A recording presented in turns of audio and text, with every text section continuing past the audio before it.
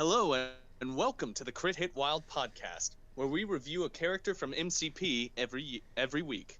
Today, I'm your interim host, Fred. I'm Brad. And I'm Steven.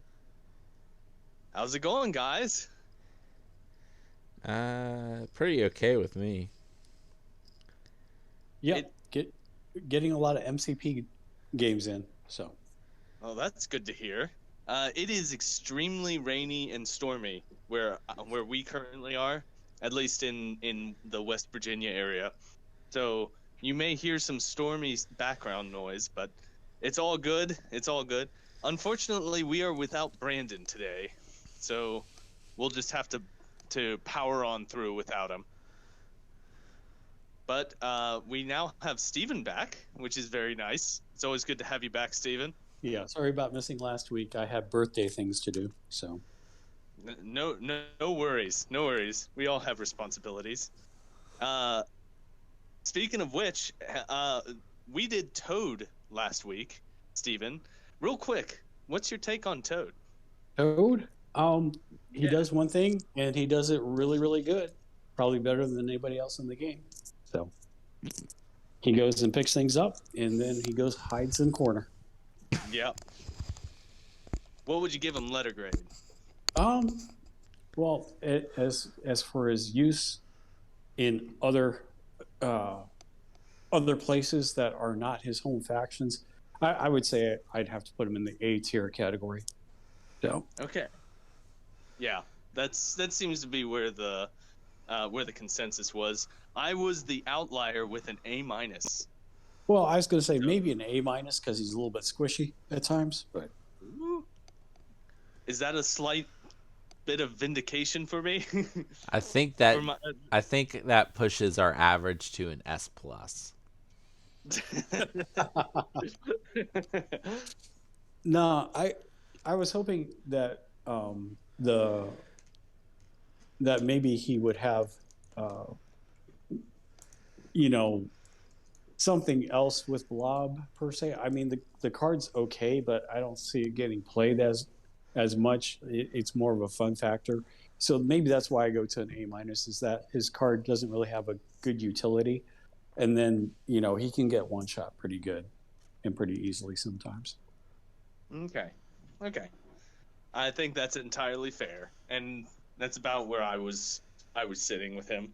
Well, let's move on. So first things first, there are several tournaments to announce. One, there is a Charleston tournament this Saturday. What is the date? I'm blanking on what the 18th? exact date would be. On that day that I spoke over and didn't hear for myself, but everyone out there in podcast land did hear.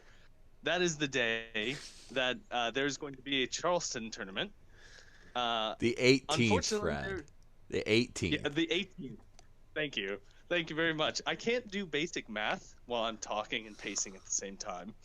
Uh, Also on the 18th, there is a tournament at the Fabricators Forge in Pittsburgh.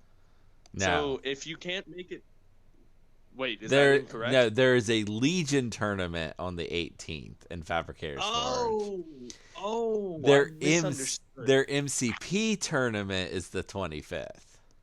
Okay, my mistake. I misunderstood. I did not realize that that was the Legion specific Discord and not the MCP Discord. Yeah. Well, then there is a Legion tournament that day, and if you can't make it to our MCP tournament, then break out your Legion stuff and go play there, because it'll be fun. Or you can go the 25th, which is the next Saturday, to their MCB tournament. I don't think we're making it this time, right? No, there's no way. I can't make it. I'm just not going to be able to. But I'm making it to the tournament you guys are having on the 18th, all the way from Cleveland, Ohio. So I know you're making us look bad. You're making us look bad. You are more consistent than Jared, Borka, A lot of the people who Brandon. live here are you in calling this them out now, Brad? Yes. Called them out by name. Michael. Michael has a good reason, at least. Yeah, this will be my sixth one in a row. Yeah. Good on ya. Hard to believe I've known you guys for half a year now.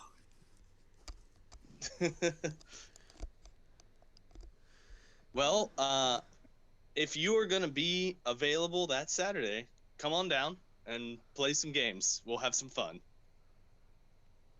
Let's move right along. So they released the Psylocke card. We'll cover that later.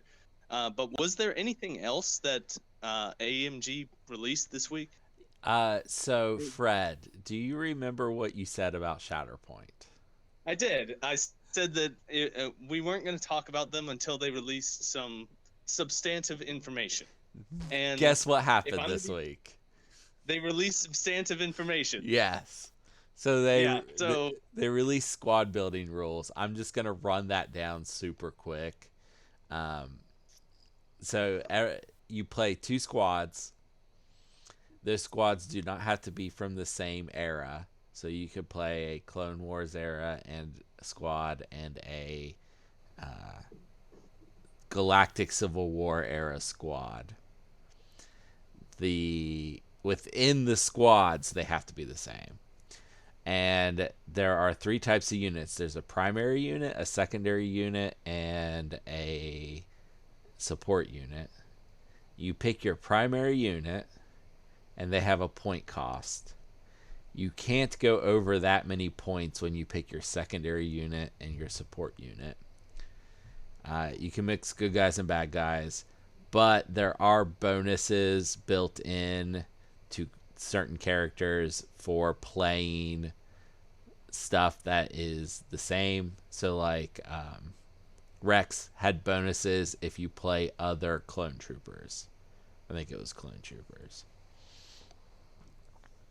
So that's basically what we know now. Okay.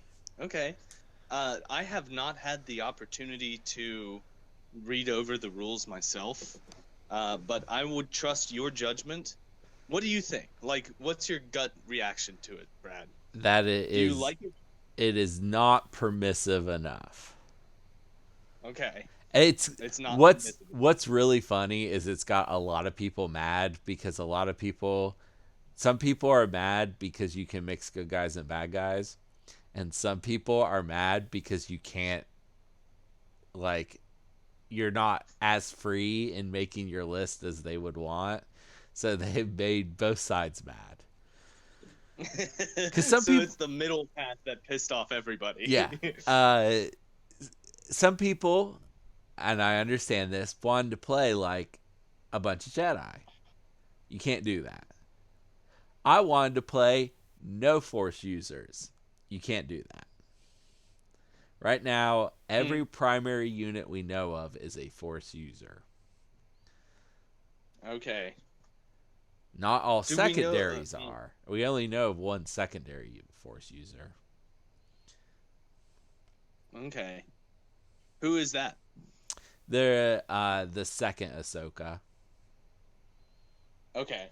So you can, if you pre-order and buy Obi-Wan, you can play Obi-Wan, Anakin, and Ahsoka in a list together. Okay. You can have that sounds like a very thematic team. Yeah. And then you could play like random clone troopers with them. And then you're basically playing the show, the Clone Wars show. Well, when I have the opportunity, I will read through it myself and I will pass judgment. But it sounds like they should be. I'm on the side that it should be a little bit more constrained. I like the nature of MCP, that you can play literally anything you want as long as it fits the points. But with Star Wars, I feel like there's some constraints. I don't know. I might be off base here. I'm not sure. Well, I just was kind of hoping like Rex could be my leader, and then I could have like clone troopers, and I could maybe have like Echo in there or something. And it's just not looking like that's gonna be possible. Yeah. Well, I'm looking forward to the game still, and I will likely still buy it. They still look fantastic. So that's our Brad? Star Wars Shatter. Yes. Well, I do have a question, Brad, if you'd Sure. like. Do you think the constraints on that are more to the effect that we play MCP and comics have been all over the place? We've seen team ups that we never thought we would see, but you also have Star Wars universe, but that's a little bit more constrained and it's not as free flowing as comics. Do you think that plays a part into it? I think that's why you can't play mix like Civil War era and Clone Wars era in the same squad. I think that's probably part of that. But like, I think, and it may come down the line. I think they could have been a little more freer on who they made a primary and who they made a secondary. Like Rex could have been a leader, Okay. and Do they we just know that didn't. he won't be in the future? Like maybe there will He be a a second version of Rex who is a leader could come out, but right now that's not an option. Okay. I just Yeah, would have I was. liked to have seen some non-force users be in that leadership role. Yeah, I was just referring to the fact that we have, one type of print comics, which, like I said, were very free flowing and formed, and then the other ones were novels and movies, and animated shows that were very constrained on what they were. So I was just wondering if that played into it. I think Or a your little thoughts on that? bit, but I think they also tried not to fall in that trap too much and Mm-hmm. make it good guys and bad guys, and you can't mix them. Right. Because they could have easily done that and used the shows and the movies as justifications, like. But I mean, Dooku's been on both sides, All right. Okay, that was my question. just like Magneto. All right, that was our Star Wars Shatterpoint aside. We'll probably be making those pretty regularly. Is there any Cerebro news for us, Brad? There's exciting Cerebro news. If you're not on Android and you are on the Patreon, you have a working version of the app with images. Woo! I think I know what the problem with the Android is, and I'm waiting for two people to get back to me. Ask them a question, and the answer to their question is going to tell me what the problem is. If that's the problem, though, I don't know how to fix it yet. I'll learn. Okay. I'll learn myself some real hard. It sounds like we are getting very close. We to are having getting a very functional- close to a wide release of the app. That is very cool. That is pretty quick too. Yeah, I saw pretty someone the other day. They're talking about using one of the apps, and they're like, "How do I get my list into TTS?" Because the app lives on their phone and TTS lives on their computer. And someone was like, "I put mine in Cerebro, and then I can just get on the website and copy and paste it." And when it's an app, that'll be even easier because then they just will use the app on their phone and then they just get on the website and it's already there. So I'm going to make TTS people's lives a lot easier. Nice. This is the value that the Patreon members have bought. This is the value. Yeah. A functioning piece of software.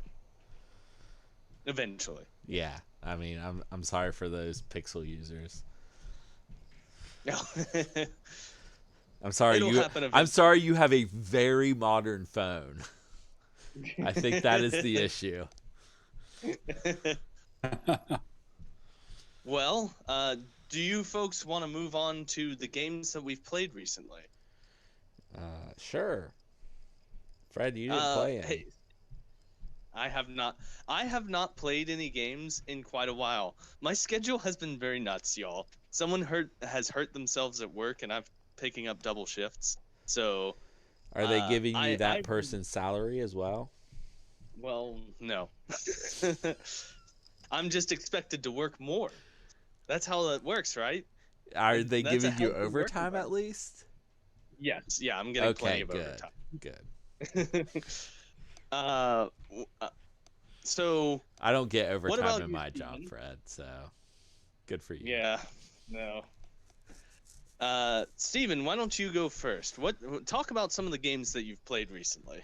Oh my goodness, where should I start? Well, this Saturday passed, which was my birthday weekend. I actually attended a tournament in Akron, Ohio, which is about 30 miles south of where I'm at. So it wasn't too far of a drive. And I went there and played and went undefeated and came in second place because we didn't do a fourth round. So Nice, it was nice. 18 people who showed up also. Oh, holy moly! Yeah, Oh, hey, That's a exactly. pretty so good tournament. you know your level of talent. Would you have won? Would you Oh have yeah, won? definitely, because the other Oh undefeated was a Web Warrior player. yeah. Okay. You had that. You had it.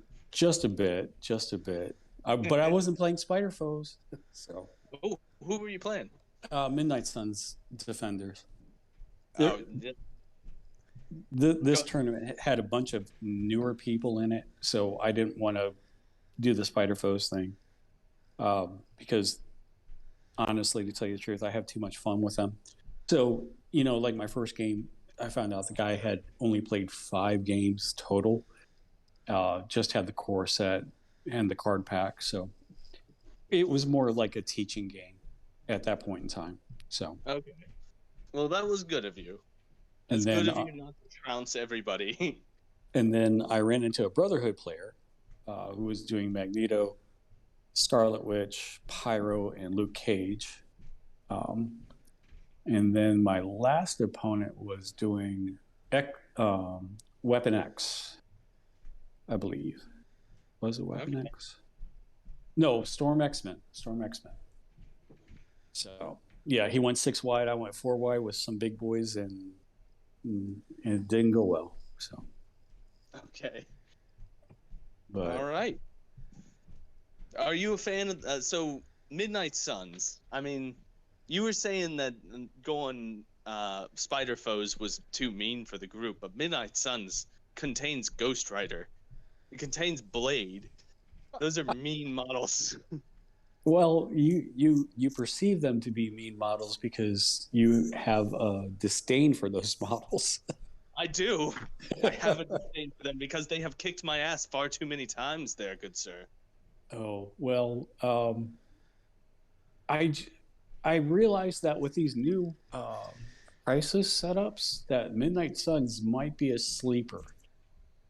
Okay. Just for the fact that everything gets closer, and Suns want to kind of do a little bit of attrition and then kind of back out, which is their bump, right? So I believe they can do very well. Like I just finished up a game with Robbie uh, here at our local store, Recess in North Olmsted, Ohio, and what on turn 2, Strange got Spider Woman, um, Baron Strucker, and Ultron in his super beam attack, the Seven Sons of Cenobus. Dazed all 3 of them. Did a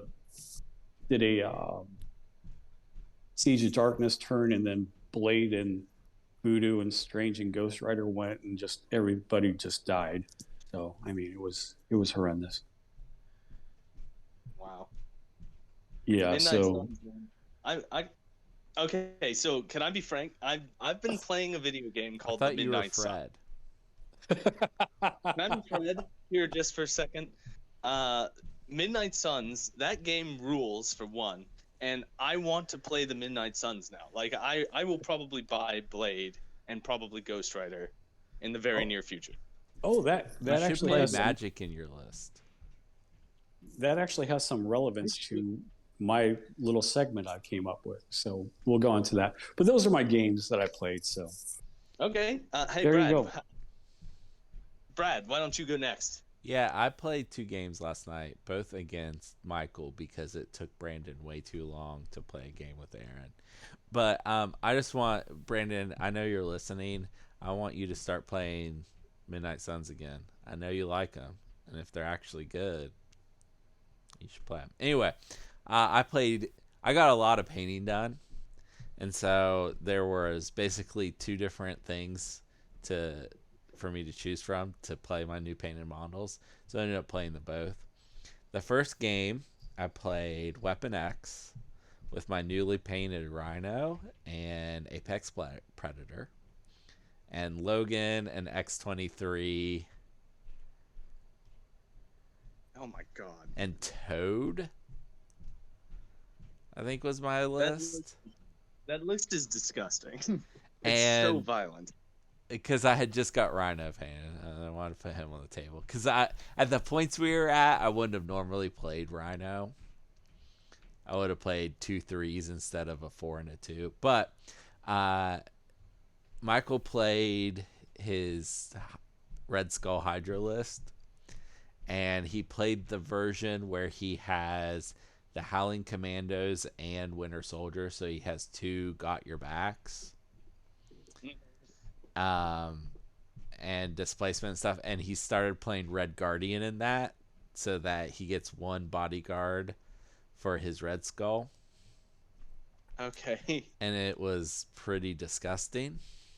It would have been way worse for me if he ever remembered to activate his grunts, but he never did.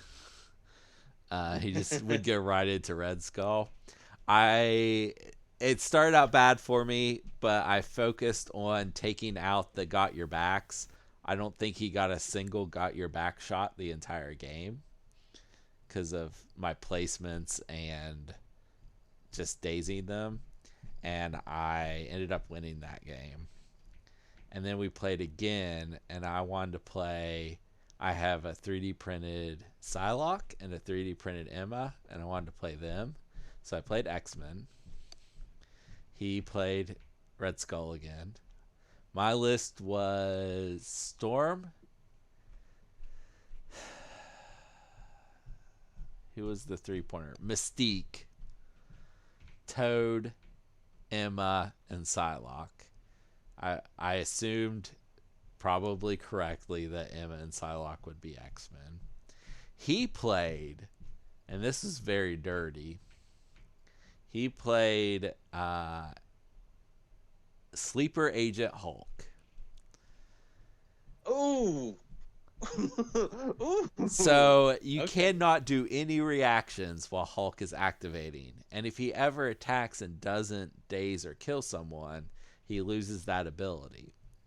But all Michael did was move him around and throw stuff. And carry an extract the whole time because I couldn't kill him. And I never got to play Brace. Like Oh my I God. had Brace, I never got to Brace because I wasn't allowed to. I also had that ability on 2 of my characters. Both Emma and Mystique had that ability as well.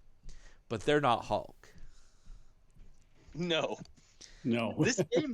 This game had every iteration of that ability, I think. I think so. I think that's every iteration. The scenario was important. It was paranoia. That wasn't that important, but it was Gamma, and Ooh. because it was Gamma, I lost. Mm, If it had been yeah. something that favored me more, I probably would have won the game, but it favored him heavily. Most of my stuff was dead by the end. Don't tell us how Psylocke did, because save that for later. But how did Emma Frost do? Emma was pretty good. The problem is like with Hulk ended up like on my Gamma. So he was forcing me to have to switch to oh well, not during Hulk's turn. I guess that must have been Red Skull. Kept forcing her to switch to her diamond form, and she's not as good in diamond form. I did get to do her area attack and hit 2 people, switch, and then do her psychic attack, and they couldn't react. So that was fun. But Okay. remind me about the Psylocke thing, because I do have something to say about Psylocke from the game. Okay. We'll talk about her later. Yeah.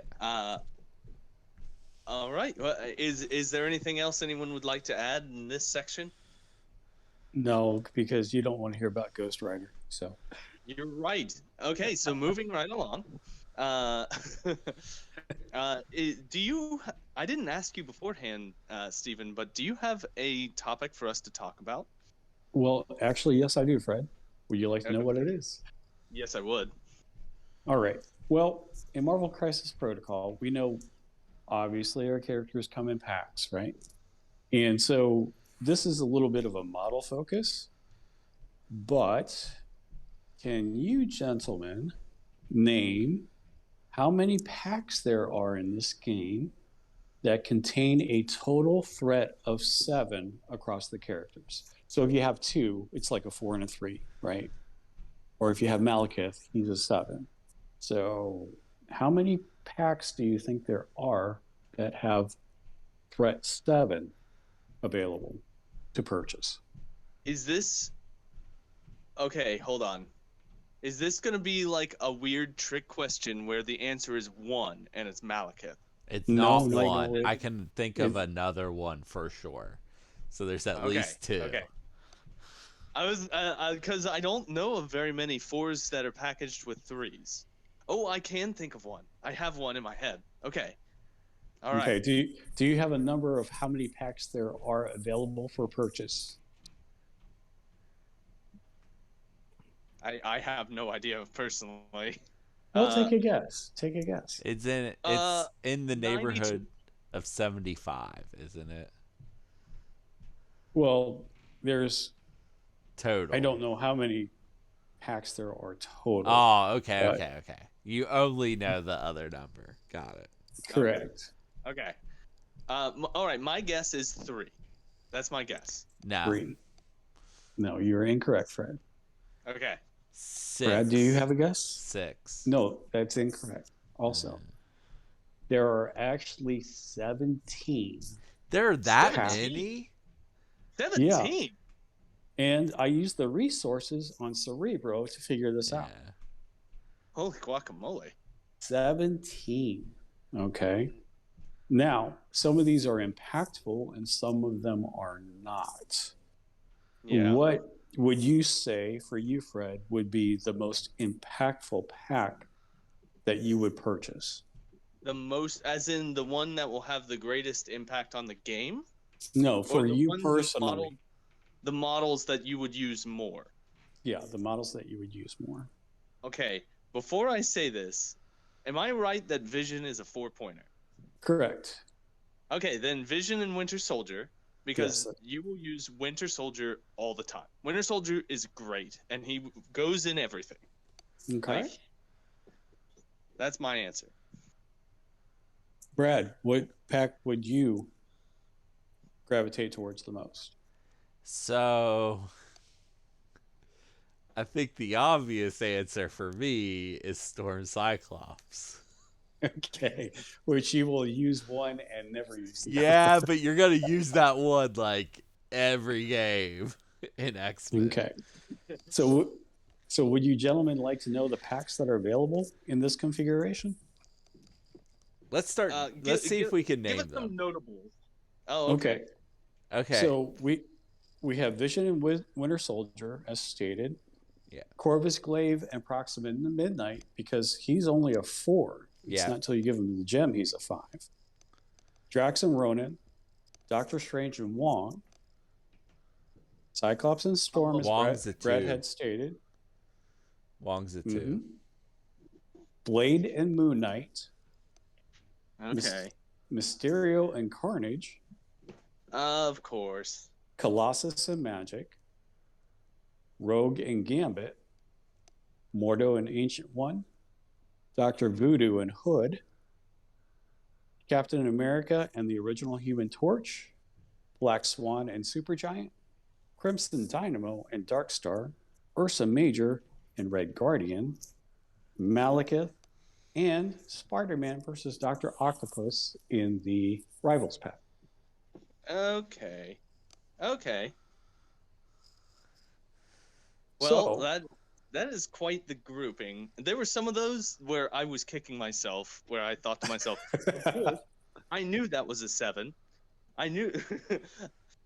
I well, feel the dumb reason that I bet as low as I did. well, the reason I bring this up is because if you look at MCP with 17 being the most common threat, okay, usually you'll have a core of characters that usually are about 10 points because you'll have a 4-pointer and 2 3-pointers, right? So I thought it was very important to point out the boxes that have 7 threat in case people want to make those purchases That is to a make fair. 17. Yeah, Mm-hmm. that is fair. Now, on these, what ones would you not buy at all? Oh, okay. Can I be frank? Sure. Carnage Mysterio. Really? Yeah. So, that's a take. I know. I'm not a fan of Mysterio. Uh, I know that there are people who have used him to high effect. He is slow moving, and I find that he is just never where I want him to be. And his effects, while pretty good, are not out of they're not crazy. And then Okay. of course Carnage, who when he's singing feels fantastic on the table. But I would say about 80% of the time he's just gonna die. He's just a glass cannon, and people to be know how to deal with him, I think, or have Okay. at least the tools to deal with him. Of course, there are circumstances where that's not going to be the case, where Carnage is just going to bully the table. Mm-hmm. But I think that most of the time, he's not going to do that. Brad, which pack would you not be interested in? Malekith. Malekith? I'm never Okay. buying Malekith. I can see. So Miss yeah, Mal- my favorite one is Blade and Moon Knight, of course. So That one's yeah, a cool one. I gotta get that. I gotta get Blade and Moon Knight. I want to. and I think I have made it a goal to play a lot of Spider Foes games. I now want to change that to Midnight Suns games. I want to play go more. with Mysterio, and you'll be good at Midnight Suns. Jeez. Okay, maybe I'm not good at. Maybe I will never be good with Midnight Suns, but I still want to play them. No, you'll be fine. And of course, my dud is Ronan and Drax. Of course, I know Brad doesn't like Drax either. So Yeah. All right. I gotta be honest. In the tournament at Pittsburgh, there was a very good player who was playing with Ronan. Like Ronan was in their 10, and I talked to him about it, and he made some points about Ronan that were very valid. That he had a place in a Red Skull list. That was less. Yeah. All right. Well, that's my little soapbox. So I hope you guys liked it. Yeah, it's always fun to All have right. a funded thing to talk about. Yeah, that. I enjoyed that. That was a lot of fun. All right. Is there anything else that we need to talk about before we get into Psylocke? Because last one, I was basically all over the place. I'm What trying about to that not be other weird. big news? Okay, now are you trolling me, or is there other big news that I've completely I mean, forgotten? the new Ant-Man movie comes out this weekend. Okay, let's move on to Psylocke. All right. Okay, now that you brought it up, I don't want to talk too long about Ant-Man, but I will likely see it and I will likely enjoy it because I like the other Ant-Man movies, and that's it. That's all. That's all I have to say. Okay, I guess you didn't want to talk about it. I mean, I All love right. the Ant-Man movies, so this is gonna be great. Psylocke. Psylocke. Oh boy. Oh boy. All right. So Brad, do you want to start us off here, because I did not have her open because I am Okay. stupid. We have Psylocke, Elizabeth Braddock, which was disappointing. Um, she is 3-3-4 defenses, 6 health, 4 threat, size 2, medium. She goes to size 5. I mean, not size 5. 5 health on the back. And did you guys notice the other change that happens on her back? No, I didn't. What is the other change? The other change is in telekinetic combat. They go from one space in front of the word advance to 2 spaces in front of the word advance. Wait. Oh, okay. Wow. You're right. Why did you point that out? Because I immediately clocked it. Brad, You are correct, and that is an insane thing to have noticed. You're an Here, Brad insane. wants here, to a little peek behind the curtain of why I do that. When the card comes out, I open them in new windows so I can download them. And the way I check to see what changes on the back is I quickly go from tab to tab and look for visual changes. Okay, So and there's the the 6 changing to a 5 caught my eye, and then I noticed that there was another change, and I flipped back and forth a couple times and saw, oh, it's just a space that's like catching my eye. wow. boy. Leave it to Brad to call out their typesetting. Yeah, perception unrivaled. So, Yeah. I think he just rolled a nat 20. no, All right. I mean, it's Daredevil if he could see, right? So, Oh. I'm going to go ahead and read the first attack, and then someone else can take over. So telekinetic Okay. katana, it is an energy attack, or is it? It's range 2, 5 dice, no power. You get to choose if it's energy or mystic. It's a regular builder, and it has wild neural disruption, which is just sap energy. Well, it's sap energy, but you don't get the energy. it's concussive force. It's better than concussive force because it's for each instead of just one. Oh, okay. Yep. It's for each wild they lose a power. So it's better concussive force. All right. The next attack is a mystic attack called Psybo. Is it Psybow? It's Psybo. Cybo, yes. It is a range 4 that throws 4 dice, and it has no cost. And after the attack is resolved, the character gains 1 power. And it has a hit pursuit. Before damage is dealt, this character may advance towards the target short. And that's on the hit trigger, so it's pretty regular. Yeah, it happens a lot. Yeah. And she has one more attack. It is her spender. It's called Psionic Assault. It is a mystic attack, range 3, that throws 7 dice, and it costs 3 power to play. And before damage is dealt, the target character gains the stun special condition. I did And this. there's no trigger. It just happens. Which rules. Okay. Do you want? I'll read one more, and then Steven can take the rest. Okay. The next one is an active power. An active superpower, I should say. Telekinetic combat enhancement. It costs 2 power, and this character may immediately advance short. The next time it makes a telekinetic katana attack this turn, add 2 dice to the attack roll. This superpower can be used only once per turn. And do you want to take the rest of them, Steven? Sure. We have a reactive superpower called telepathic precognition, and its cost is X. So you can spend as many as you need up to your power limit. While this character is attacking or defending, during the modified dice step of the attack, it may spend any amount of power to use the superpower.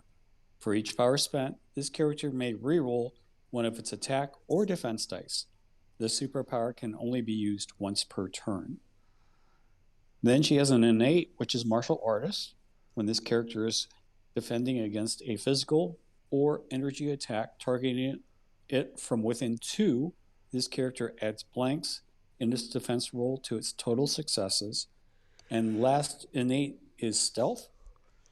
Characters must be within range 3 of this character to target it with attacks. All right. So this on first blush, this seems like it's another side of the coin of Emma Frost. It's a very mystic heavy 4-pointer that seems to be designed to just go out and do work. I think there's a lot of difference here.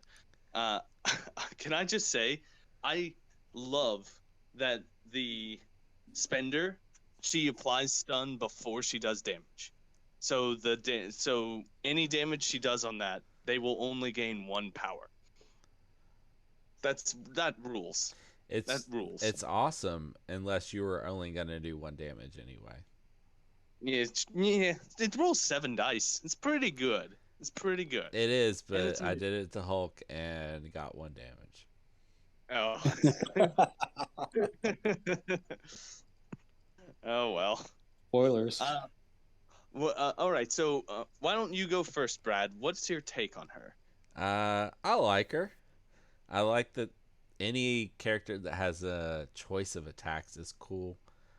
I think martial arts and stealth combo is pretty good. Rerolling any number of dice is amazing. She's very mobile, so you can do the telekinetic combat enhancement, and then you can also do Cybo, and very likely to hit that trigger. So you can move 2 shorts and make 2 attacks for 2 power. I think she's a pretty cool 4. In our game, she was, he had a Red Skull too. So her telekinetic katana can always attack whatever he has 2 defense in. He can't defend against her. Yeah. So he just made sure he kept priority and killed her. Okay. Yeah. So she was threatening enough that he felt like he had to take her off the table ASAP. I mean, that's pretty good. Yeah, that's a good thing. I didn't get it too much with her. She did get to activate twice before she died, and this was probably the wrong decision, but both times Red Skull had already gone, so I didn't attack Red Skull. But on one of those, she dazed 2 other characters. Holy moly! Yeah, okay. Yeah, with 2 extra dice and rerolls, that's pretty good. And then she must have psionic assaulted the other one because she had a decent dice pool for it. So yeah. Yeah. All right. So I like that her defensive tech is she goes she has 3-3-4, but she has martial artist and stealth, which is a combo. So her weaknesses are still pretty good. Yeah. Defensively. It does not help when Red Skull's attacking you from outside of 2 though. None of that helps. Yeah. That's true. There's a donut hole in her defenses, and that is between 2 and 3. Yeah. We did figure Steven, out. What's your take?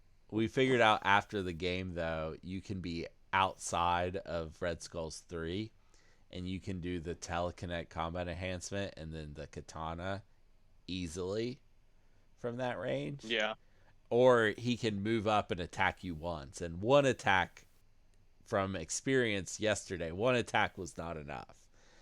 2 attacks is what took to get her down. All right, Steven, go ahead. Well, I'm looking at her, and there's a very similar character that I think is going to get pushed out by her. Who's that? and Gee. Magic. Ooh. Okay. There is a point difference there, Correct, but they are her, similar. I'll give you that.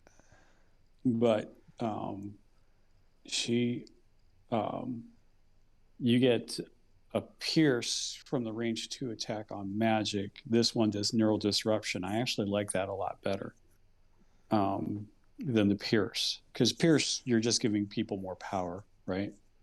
Her Cybo, her range 4 attack, which obviously Magic has a range 4 attack, just gains Magic 1 power. This one has a pursuit, so this gives her movement off of that.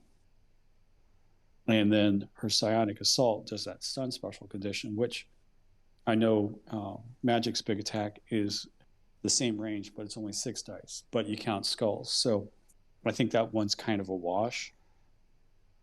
But her telekinetic combat enhancement works similar to her Magic's teleport that she has. It is different. I understand it's an advance and not a place, but you get to add 2 dice to your basic attack and get within range of somebody, and then just the martial artist and stealth on top of that with the telepathic precognition.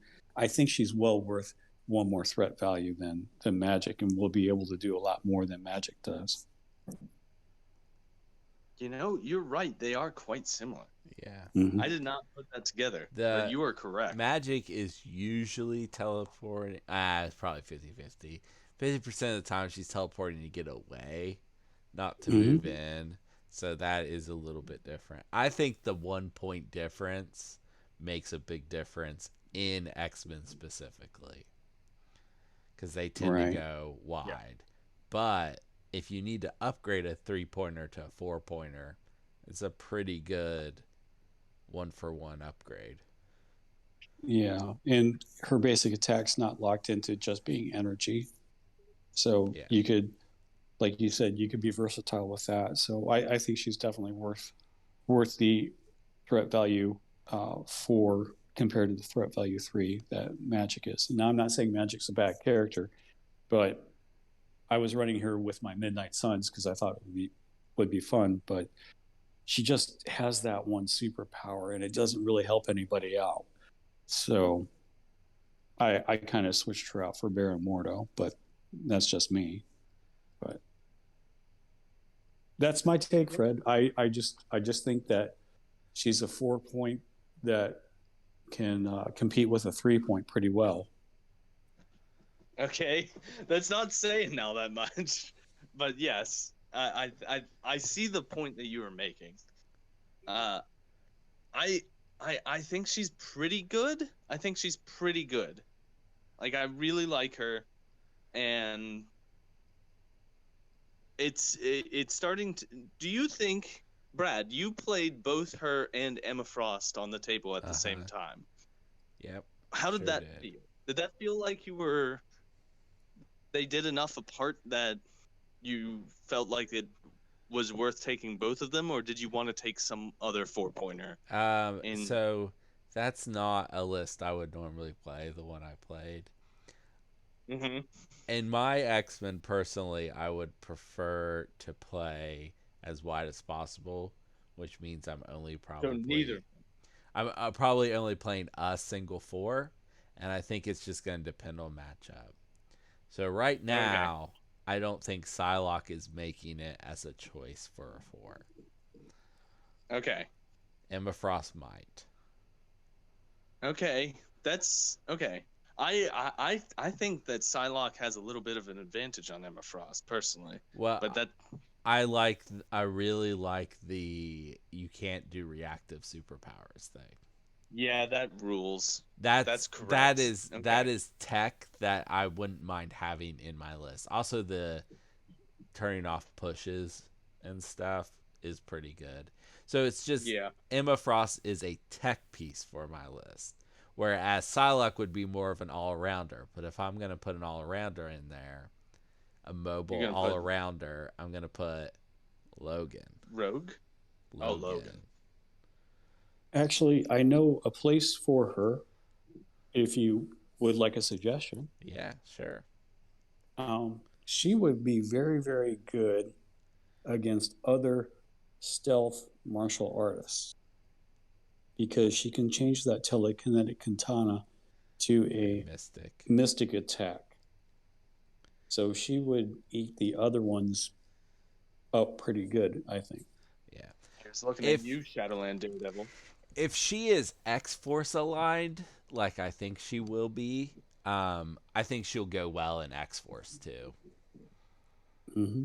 I think But she'd be a lot of fun in X Force. like she could give the new Jessica Drew fits, right? Yeah, I don't remember her defense. Her mystic Oh, she's defense. a 3-3-3, I think, or 4-3-3, I think. Yeah, I don't I know. I mean, forget. if she's got 3 mystic defense, she then Psylocke would be pretty good against her. Mm.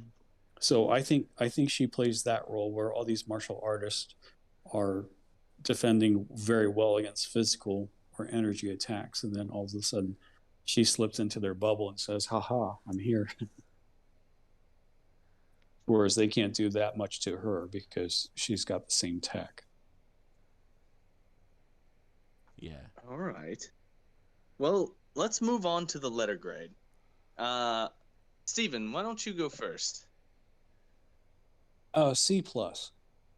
C plus. Okay.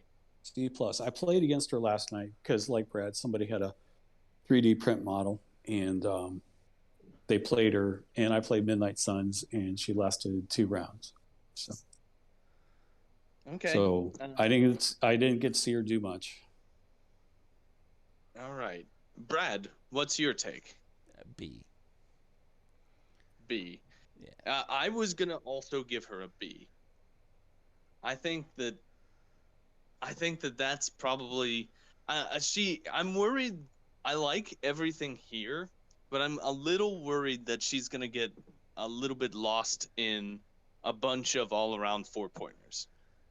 Yeah. She'll get a lot of play in faction, but Well, unless there's a big shake up in X Men, maybe not them, but X Force. Don't yeah. sleep on her. Well, okay, there we go. And Brad, what does that average out to? An A plus? Is that correct? Is that the joke? Nah, I believe it's an F this time. Okay, okay. So where do you guys think she could land up out of affiliation? That's a question for Brandon. That's Brandon's question. I'm bad at this. This is not what I'm good at. Um, Midnight Suns. We're on a Midnight Suns kick tonight. Jeez. We are. Uh, you know where she would probably be really good? Um, Factions that normally only have physical attacks. So I'm thinking Avengers, Weapon X. She probably would Criminal be. Syndicate. She'd probably be pretty good. Maybe Shadowland Daredevil. I wouldn't put her in Kingpin. Yeah. A Force maybe. No, I'm thinking Convocation. Convocation, she'd be pretty decent too. The big thing with it is Ironbound Books makes martial artists not as good. Right, but I'm doing more of a plane of Poldock kind of like play, I don't even where remember all what that these one is. uh, anybody who attacks with a mystic attack gets to reroll all of their dice. Ooh. Hmm. Okay. That's pretty good with her. And plus, she gets a little, the bar with no doors. I mean, you get the reroll on defense and offense, depending on your activation. And then the other one is that when you get attacked, you can then bump back one, and maybe that gets her out of range of the attacker at 3 into Yeah. stealth. Yeah. So, I don't think that's a bad choice. Okay. Hopefully Is next that week. gonna? Hopefully next week we can talk about some tactics cards for her and Emma. Yeah, yeah. I'd love to see what those are. I would really like to see what this pack of cards You include. know Emma's gonna have like a bonkers card because if you transform her, she's not allowed to play it. Yeah, you're right. The fact that that's on her card means that there's something she's got that rocks. Yeah. Like All I right. told you, all defenses up by 2 dice. Always count blanks. So Yeah, but that doesn't work for the diamond form because she can't play true. it. All right. Let's move on to Brad's comic book recommendations. You got anything for us, Brad? Hi, I'm Brad. I know about comics. So,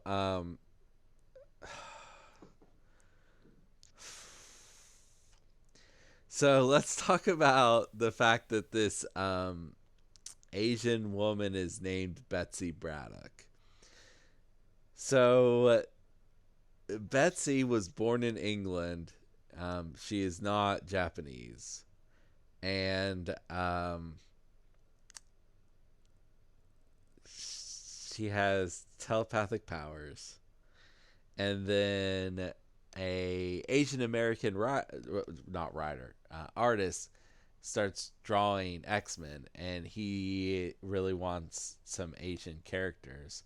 So him and the writer come up with this plan that they're going to have Betsy cosmetically changed to look Japanese and think she's Japanese, brainwashed to think she's Japanese. And that was supposed to last until that artist wasn't drawing the book anymore. Then they were going to revert it. Well, Okay. the writer left, and then the artist left, and it was not fixed. And then another writer came in and made it a body swap instead of plastic surgery. And then she was stuck in someone else's body for 30 years, and it was finally fixed. So this is why I'm disappointed that it is Betsy Braddock. I was hoping it was going to be Kanan, which is the name of the person who's supposed to be in that body. Um, Mm.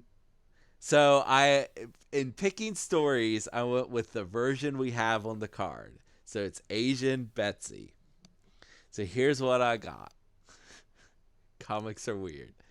The first story I'm going to recommend is X-Men 31 through 32 from 1994.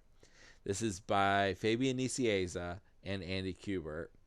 So this is after Chris Claremont and Jim Lee have left. And Fabian Nicieza was very good at picking up from where people left off and like keeping with the spirit of what they were doing and all that. So he picks up after Chris Claremont, and he's trying to like do justice to what was going on. But he missed the single like half page reference to the fact that it was plastic surgery. And so he's the one that made Betsy's old body shows up with a Japanese woman in her head claiming she's the real Betsy, and confusion. Nobody can tell who the real Betsy is, not even the other psychics. And this is that story. It is, despite the confusion and the weirdness, it's a pretty good story. And then they were both on the X-Men for a while. The next recommendation, this one's a little more straightforward, is Uncanny X-Force: The Dark Angel Saga. Which, doesn't that just sound cool? This is Uncanny X-Force 8 through 18 by Rick Remender and Jeremy Opena. I've recommended some Rick Remender comics before. Apocalypse is dead. And How did that happen? they killed him. Okay. The Uncanny X-Force is the X-Men's assassins. They just roll in and kill the bad guys before they're a problem. So they roll in, they kill Apocalypse. Apocalypse is dead. So Archangel has taken his place. Oh boy. The team of Uncanny X-Force, is now trying to stop Archangel from destroying the world. They travel at one point to the Age of Apocalypse, which is an alternate timeline where Apocalypse took over. They get some help there and something, and a MacGuffin to try to stop Archangel. And it's a real question whether they're going to succeed or even survive this mission. It's hard to tell. So read it and find out. And Psylocke is a key member of this and a key part of the plot because her and Archangel dated and they have this close connection, and she's trying to like bring out his good side and all this stuff. It's a very interesting comic. You should read it. And then because I couldn't help myself. Oh dear. Oh dear. I'm going to give you a Quanon recommendation. So, the book is called Hellions. It's by Zeb Wells and Steven Segovia. This book came out last year. Yeah, 2022. I think it wrapped up in 2022. I think it started in 2021. It's like 12 issues. Betsy is back in her body, and so Conan is back in her own body. And she is leading a team of mutants, misfit mutants. So these are people who their powers have driven them to do bad things. So one example is Wild Child, who, like Sabretooth and Logan, has kind of a wild side to him, and it has gotten progressively worse over time, and he's pretty feral. So it's kind of like she is leading them in therapy, and that therapy is going on missions where there can't be human life lost. There won't be any humans there, and they just go wild. They destroy everything. That's the point of the mission, and it helps them like release those tensions and try to be better people. Havoc's also on the team because he was recently evil. Don't worry about it. And Mr. Sinister is behind the scenes pulling strings like he always does. But he flies. Not in this comic. Not in any comic he has ever been in. And so, do you know why he flies in the game? Why? That cape. It's got to be the cape. Because the designers misread the Wikipedia page. Oh, I thought it was cape. No, Sinister stole his X gene. He wasn't born with one. He took one. He took it from Thunderbird, a dead X-Men, an X-Men that died like 2 issues after he was introduced. That character does not fly. But he has a brother who is often called Warpath, but has gone by Thunderbird. That character flies. So what they did was they read the article. They saw that he stole Thunderbird's powers. They went to the wrong Thunderbird and looked at his powers and saw that Thunderbird had flight. But that wasn't the right Thunderbird. Is this like a known thing? Have they copped No, to they this, have not or copped is to this that, new? but I figured it out. That had to have been what happened. Well, they can You always did the say math. the flight was a dormant gene, a dormant mutant gene. He died in a plane crash. He would have flown away. He was like on the outside of a jet, and the jet blew up. He would have just flown away. I just wrecked it with this one comment. I got you so off track. I'm so sorry. That's fine. I was pretty much done. This is a very good comic. Like, everyone who's read it on the internet agrees it's one of the best comics to come out in years. It's so much fun. It is. It takes a bunch of characters no one either cared about or disliked and made you love them. There's a character, his name is Grey Crow. He killed a bunch of mutants. A bunch of innocent mutants that lived in a sewer. And by the end of Hellions, you're like, that dude's awesome. I'm rooting for him. Oh, wow. It's a good comic. All right, that's my recommendations. Okay, say the name of the comic one more time. Hellions. All right. Like That's Hellions. Hellions. Well, everyone should go read Hellions. And is there I would normally go to Brandon, but I think we've already done that segment. So I guess it's me. It's my time. So my recommendation today is not at all related. I'm just throwing it out. I'm just gonna recommend something that I've been watching recently that I very much enjoy, and that is a Korean language show on Netflix called Physical 100, and it is a competition show where people who are the 100 most physically perfect people fight in physical contests to see who wins. And it is an incredible show. It's so good. It's so just eminently watchable. Everyone should go watch it. It's very, very fun. Hey, Fred. And yeah. Do you know what has locks and is a psychological thriller?